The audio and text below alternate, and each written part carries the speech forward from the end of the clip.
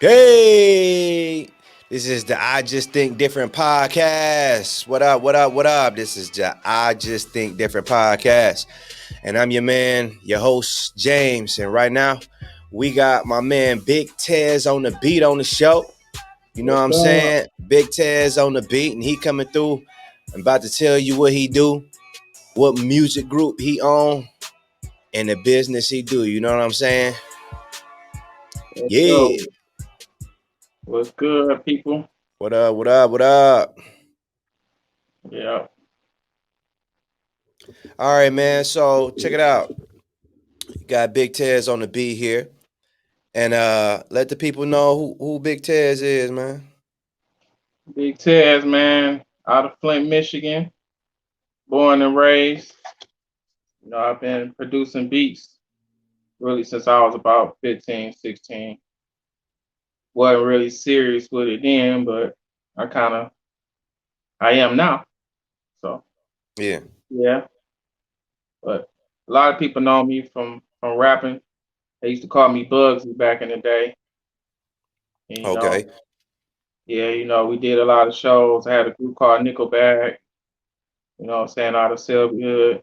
That's where we was from. So, we just grind, man, did shows, got got on got a few, things on the table back then, So Def. We end up getting a plug with So Def, but the deal ain't never worked through. Don't know what happened to this day. Oh man. Man, still don't know what happened with that. But So you I was know plugged directly one with minute. JD. Yeah, one minute we was ready to get on the plane and everything was like, oh, well, they wanna sign y'all this and that, and next thing you know, like it ain't happening. Like what? What happened? Dang. Yeah. Hey, I don't know, man. But as I got older and learned the business more and more, going through stuff, I see it's a dirty game. So Definitely. so I started 1310 Music Group last year as a record label. But I kind of, man, uh, the record label thing is it ain't worked so well with me, man. It's a lot of work you got to put out. You gotta have a team. You gotta have it's a lot you gotta put in it, and I ain't had the energy for it, man. You know what I'm saying? I'm producing, I'm mixing, putting stuff out, promoting, marketing. Plus, got a family and just like in my 20s, I probably could have pulled it off, but man, now. Uh, I'm cool. I can go in the basement, man, make some beats, put them online. Take my time with it. Perfect it. Get work on my mixing, tighten up the mastering and all that. I got more time for that than trying to push artists, man. But I could work with artists. You know what I'm saying? Like get them a track. We could collab on some stuff, and I still got the plug to put them out. Like put them all over the digital platforms and all that stuff, but they have to grind with it. Yeah. You know what I'm So saying? give me a little bit about 1310, man. What's the whole meaning behind 1310 and what made you start that? The mean at 1310, man, our grandmother house was 1310 Avenue C, downtown Flint. So I pretty much used the 1310, man, kind of like it's where we pretty much started. That house is where we are started at. The first house we moved to when my grandmother moved from Huntsville, Alabama. You know what I'm saying? So that house pretty much started everything. My mother lived in that house. My daddy lived in that house. I was raised in that house. You know what I'm saying? From 10 all the well, I think I was younger than that. I probably was like 5 or 6, all the way up to 13. So that's why the 13. You know what I'm saying? Yeah. It all has meaning behind it. Right. You So know. you at grandma's house, you downtown. What about grandma's house or what about the energy at grandma's house made you want to get into to music? Well, it ain't started at grandma's house. It really started at, my dad. He had that house in Canterbury like years later. You know, but that's when it really started. Like when I left grandma's house, when I was able to live, stay home by myself, like 12, 13. That's when I, went over to my dad's house, and I'm back and forth with my dad and mom. My mom stayed in the other neighborhood over there by Northwestern, so with her husband. So I kind of like bouncing all over the place, but it started in Selby actually, where Okay. when I really got into it. You know, I started writing songs. My grandfather gave me some turntables from the school. He was a school director at Dordt, and he had some old record players, and he gave me two of them. I'm like, I'm Yeah. in now. Right. So I started scratching. I got Big Daddy Kane, and I started buying records, going to the record store. So I was up on sampling back then. I just ain't had a sampler. But yeah, uh, man. From then I started writing songs, man, oh, off of the beats. okay. So this so deaf situation, man. Uh how did that come about? We went to a music conference downtown. It was Conscious Daughter's Lil Jon before he was Lil Jon. He might have been Lil Jon then, but he wasn't a big Lil Jon that Lil Jon yet. Cool, laid back dude. So we sat in a room. It was like a few rappers, a few singers. We was downtown. I think it was at the Radisson when it was the Radisson, and he uh he listened to it. We gave him a demo, and he came. He listened to it, and he got a call. They like, man, I like it. I like what y'all doing. I'm gonna send this to Jermaine. See what he say. And this like right before the brat. It was like right when the brat started, or right like somewhere in between there. You Okay. know. Yeah. But yeah, that's how that went, man. Man, so how'd you feel when you said you was getting ready to get on the plane? Like so you was actually at the airport or you No, had no, tickets already or what?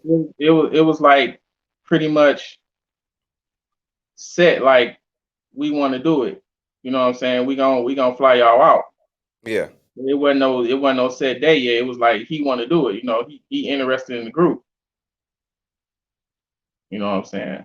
So So y'all didn't ever make it to the airport though. no, Oh, okay. I no, say, man, that'd have been oh no. man, you got the ticket Look, and at the look, gate, like they like, no look. man, They hey might would get some man, y'all blows. got Some blows probably would have got thrown. say, Like, what no the man, y'all got y'all gotta stay in Flint, man. Y'all can't come to the A. Oh yeah, man, man. that'd have been something else. Oh, But yeah, so but how many beats you think you make a day, man? Like what's your whole process behind making a beat? man. I listen to a bunch of different music. I go online. I got this thing called TrackLib, where it's like uh you get you can get some you can sample it, royalty free samples. It's all Mm, music. You know what I'm saying? You ain't gotta go through. You pay for it every month. So I go through them, and I find something I want to sample, and I sample. Sometimes I just sit, man. It just depends on my mood. Sometimes I can just come down here and hit a few keys and come up with a track, come up with a whole song. You know what I'm be good saying? to go. Yeah. Yeah, just depend on what kind of mood I'm in. But I try to at least do at least 2 to 3 tracks a day. Okay. You know, but I take my time. I might start on something, do like a bass line, do the drums, and then I leave for a minute. I might lay down, get back up, Yeah, or it might be the next day. Then I finish those. So I take a little longer than I usually take. I usually just make them real quick. But now, man, I noticed since I take my time with them more, they come out better. You know what I'm saying? yeah, Because I let my ears. I learn how to let my ears rest, and then I come back, with a fresh ear and piece it together. Then yeah. I go into the mixing part. You know, Dope, but man. So, what do you think your biggest motivation behind doing what you do? man, I don't know, man. It's just something in me, man. Just make me wanna. I gotta get up. I just get that feeling like, man, I need to go make a beat. I need to go. Then it's kind of like therapy for me too, man. I could be in a shitty mood.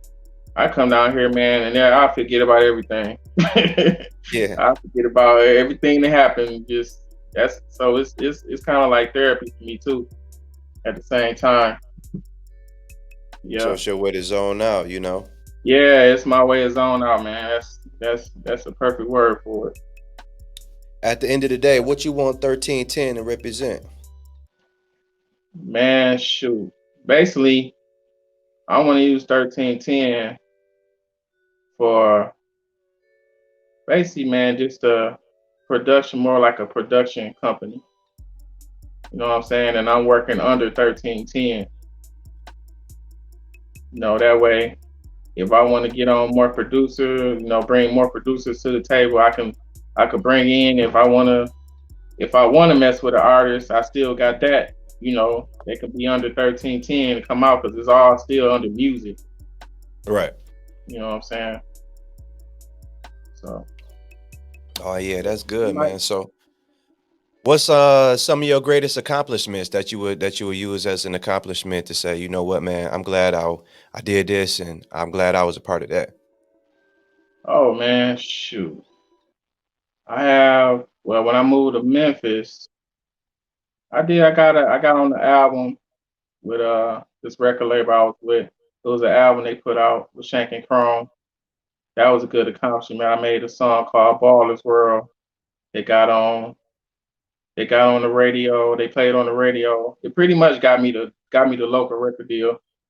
No, it wasn't no money up front, but man, it was a lot of people say it was a bad deal and all that, but I learned a lot off of it. You know what I'm saying? I got to connect with a lot of different people. You know what I'm saying? When I went down there, like big producers now, like like Drummer Boy. I got to meet Drummer Boy, his brother Insane Wayne before he passed away. He was they did a lot of different stuff, and I met some of the legends down there. Like I got on the song with like Skinny Pimp. That's a legend in Memphis. I got what a legend Lil Kiki from Texas. He on the song. Got on there with him, Little White from 3 6 Mafia. You know what I'm saying? And man, it was and I produced the beat for my first ever record deal. I made the beat and I wrote the song, and it was if we would have got pushed the right way, it would have took off. Oh man, Mhm. that's Yeah. dope. What what you think was what you think was the good thing about working with some of the local artists in Memphis while you was down in Memphis? Like what was the key element to propel you and push you forward to work with some of these artists? Well, just watching their growth, man.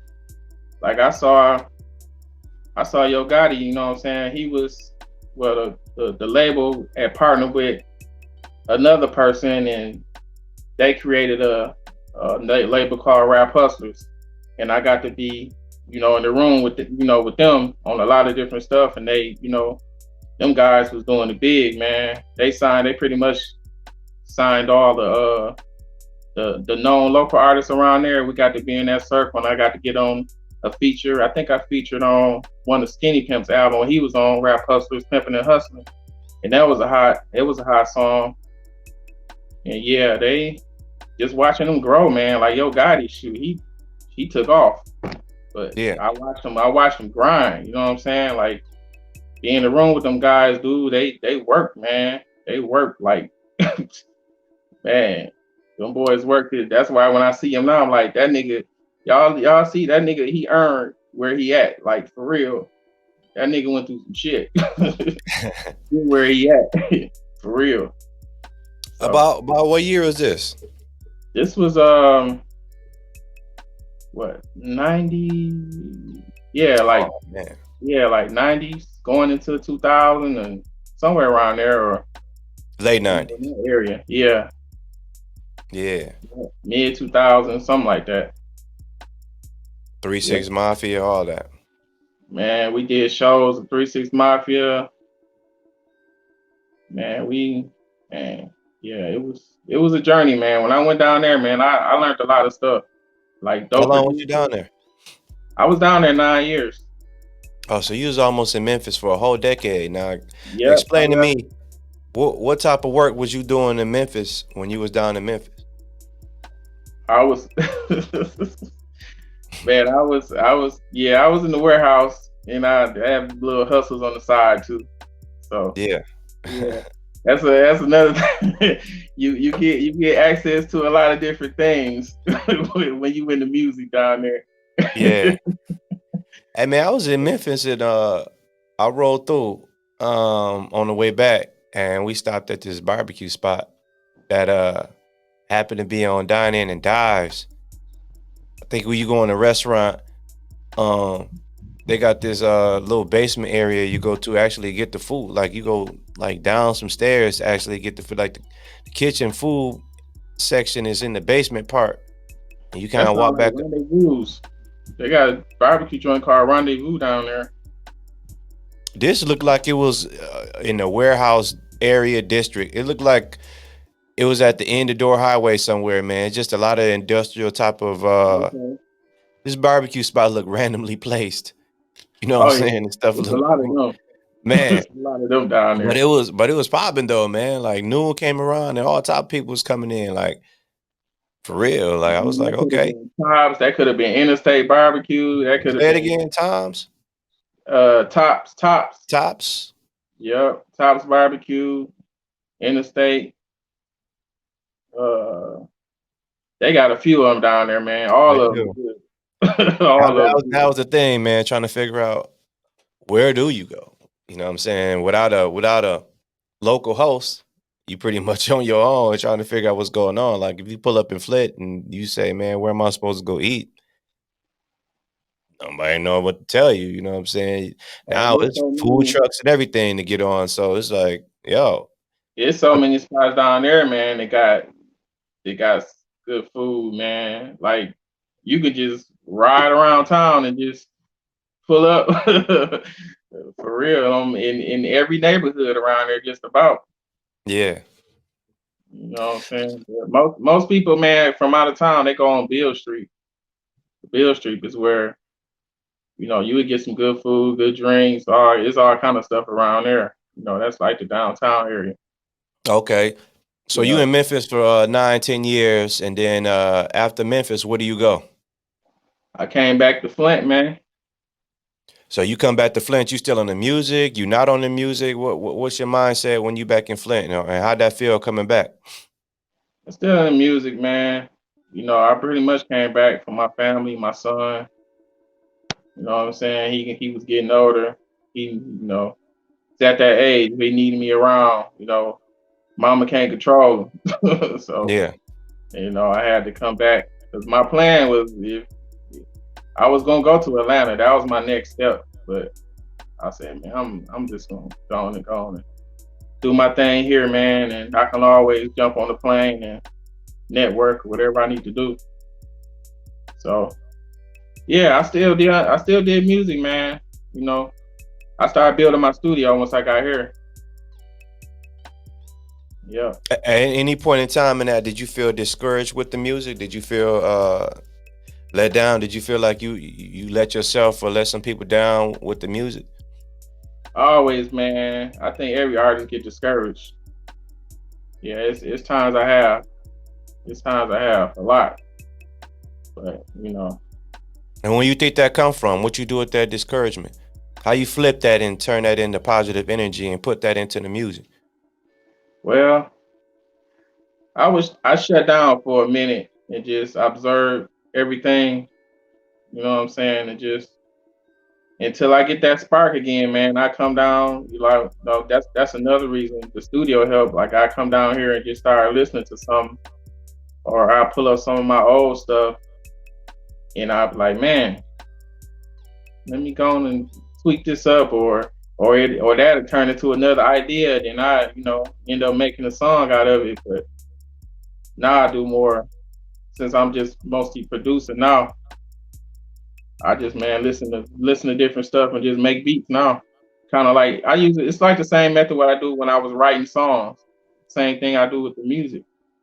You know what I'm saying? I get an idea and then start building on with it. Yeah. Once again, you listening to the I Just Think Different podcast, and we sitting here with BigTez on the beat. Once again, I Just Think Different podcast. I Just Think Different podcast. I think different. You think different. We think different. That's what it is. And we sitting here with BigTez on the beat, and he talking about 1310 Music Group, the music group that he got, the company that he got that he's running, and he's talking about how he's a producer and how he spent time in Memphis.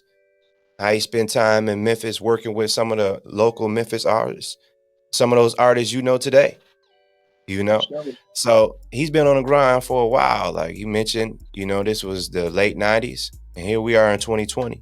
He's still working on music. So if you learn anything from this podcast, learn to keep moving and Keep keep moving. doing what you're doing, because it don't matter no time. The only time you own is God's time.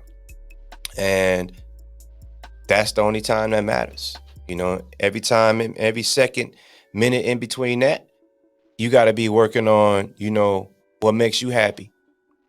And it's a lot of things that come in the mix that will deter you away from your happiness. It's a lot of things that keep you away from doing what it is that you want to do. But ultimately, you got to learn how to break through that in order to allow your talents to bless the world. I mean, because we all got talent and we all got special abilities, and we handicap ourselves by holding them in and saying, man, I don't think it's good enough, or I'm not good enough. But I think Pac said it the best, man. I'm paraphrasing, but you know, he said something to the degree of, I ain't the one to change the world, but hopefully I can, be the spark that gives somebody else for them to change it. Right. And he did So that. yeah, definitely a I lot of believe little mini pox I type. believe Nip I believe Nip was the closest thing to Pac, man. Like in that imagine how powerful them dudes would have been together if Pac was around. Oh yeah, In that's his a in that mind frame that he was back in before he got with Suge. oh yeah, You know what I'm saying? yeah, man. That would have been some epic stuff. Unfortunately, it seems like all the big rap heroes that you seem to like and grow accustomed to, unfortunately, end up passing way too soon. Man.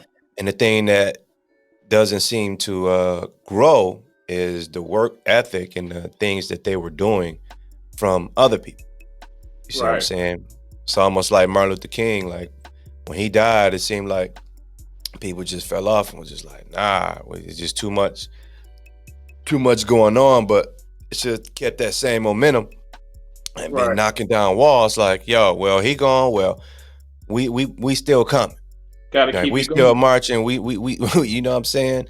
But that's kind of hard because once again, once your leader get took out, it seems like Yeah. you Everybody don't have like it's something like you said, it's something in certain people that they have that can do certain stuff that you don't have. I mean, for real. And that's a fact, man. that's why we all work together. That's why it's called a Yeah. team, us, we, not me, I. If you on me, I, then you got to get away from me because it's only us we around here. Yeah. It's the only thing that matter. We all help each other, man. Even when you go to a 9 to 5, you ain't the only person working. That's a It's fact. multiple people working. You know what I'm saying? Doing different type of things. So that's called a team. Multiple people. So you never in it by Teamwork make it yourself. work. Yeah, definitely. All right, man. So what's some things that you could tell the people, man, to motivate them and push them? And what would you tell the upcoming producer or somebody who wants to own a label or even start a company and want to be their own entrepreneur and want to put in work in society? What type of information could you give them and tell them to keep their head up and to keep pushing? Invest in yourself, stay active, and you got to keep pushing, man. No matter what people say, they go, "Oh, you can't do that, man. You wasting your time." If you don't feel like you're wasting your time, ignore it. You know what I'm saying? You doing what make you happy. You can't listen to what everybody do because, what everybody say.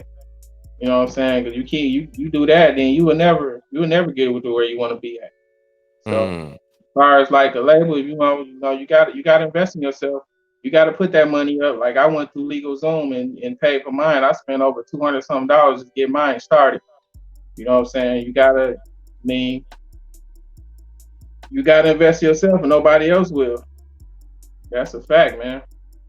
yeah.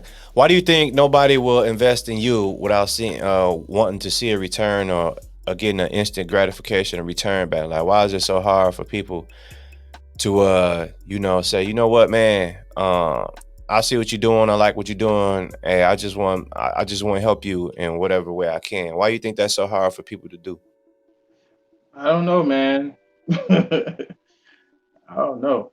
In fact, man, most people that believe in you and they be down to put money behind you, but it's very rare. Unless you got a big buzz going on and they can see, like, well, this guy, if I put some money in, a little more money, man, I know I can get some money back because he got this big buzz going on. You know, that's that's just like record labels. That's all they do now. They don't care how dope you is. You know what I'm Yeah, saying? They want to look at your crowd, your following, how many like now, how many followers you got. You know what I'm saying? And stuff like that. Then they'll, offer you something. But now, man, it ain't really worth it.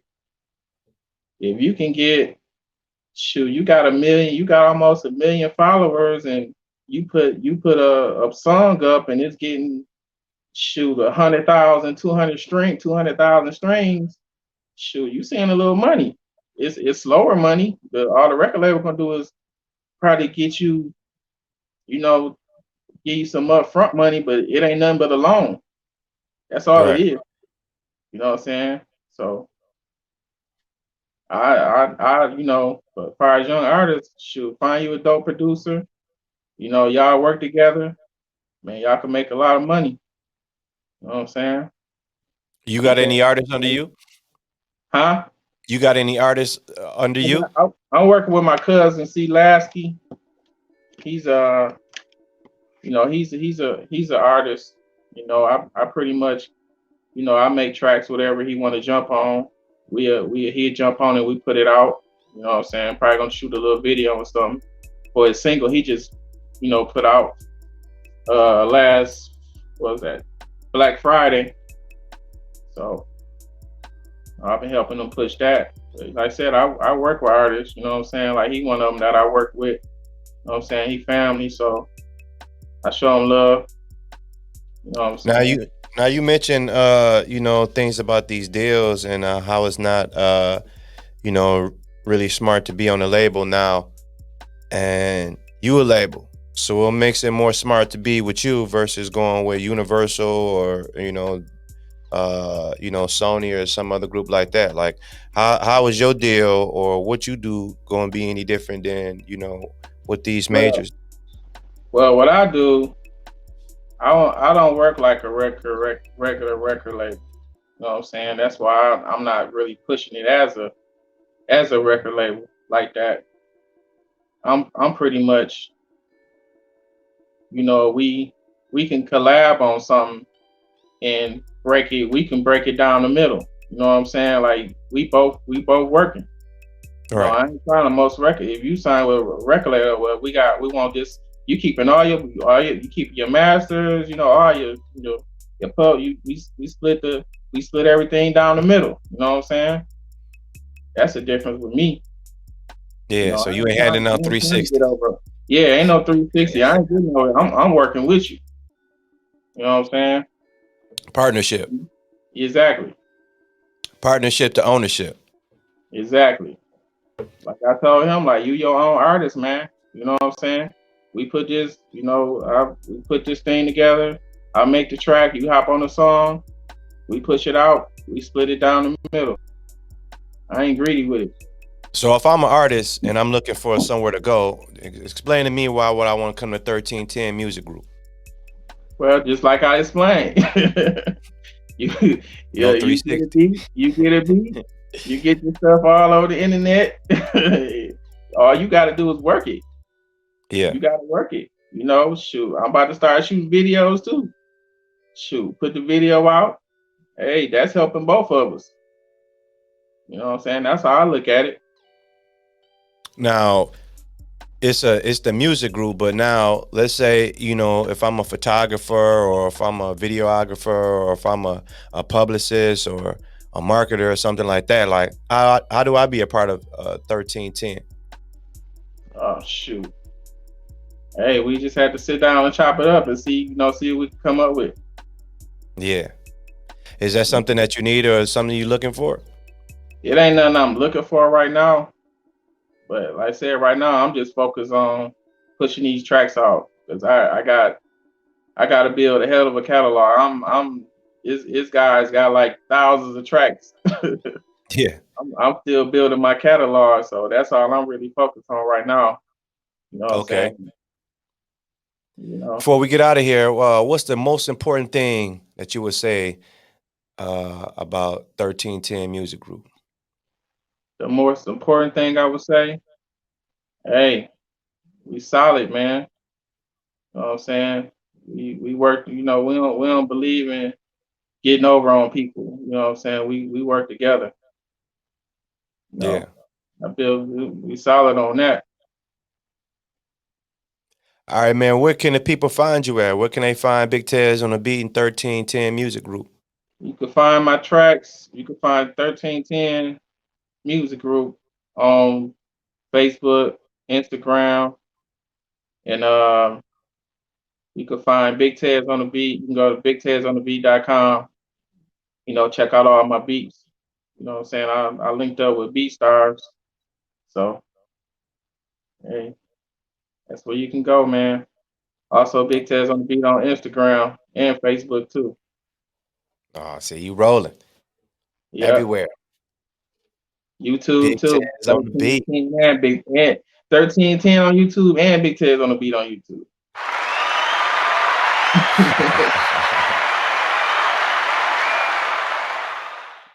Well, I appreciate you coming through, man, dropping by, talking to me, man, letting the people know about Big Tez on the Beat and 1310 Music Group and what it represents and what you're about, man.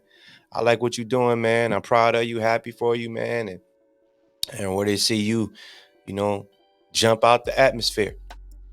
Okay, also want to say, man, one of the producers I work with, close friend of mine, they just dropped their album today.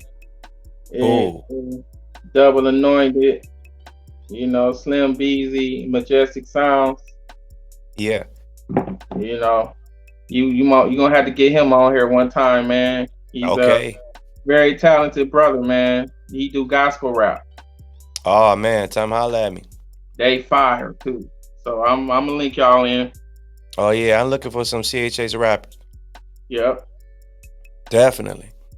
That's more my zone, more my flow. Oh yeah, you love him, love what they doing over there, man. Yeah. All right, man. I'm gonna lead this in a prayer and then we go get out of here. Sure. God, thank you for waking us up this morning. I just ask that you would just allow your will to be done over our lives. I ask that you would just bless everyone that's listening to this podcast. Allow them to hear what you need them to hear and see what you need them to see. I ask that you would just keep your hand on us. I ask that you would just take care of BigTez on the Beat and 1310 Music Group. I ask that you would just allow your knowledge and wisdom to flow and flourish and just manifest throughout the company. Give him the tools necessary for him to use so he can produce, so he can guide, so he can lead and be very successful in the world and be an example of what it means to be an actual, change, actual change, God. I also ask that you would just strengthen the listeners. Ask that you would just touch the hearts of the ones who don't know you, soften them, and just guide us. And I thank you for everything. In Jesus' name, amen. Amen. Cool, man. So I'll check you on the next one, man. I look forward to hearing beats. I look forward to hearing more music. And I look forward to, linking up with the people you said you was going to link me up with. Yep. That'd be all cool, man. So I'll talk to you next time. All right, man. Peace. Peace.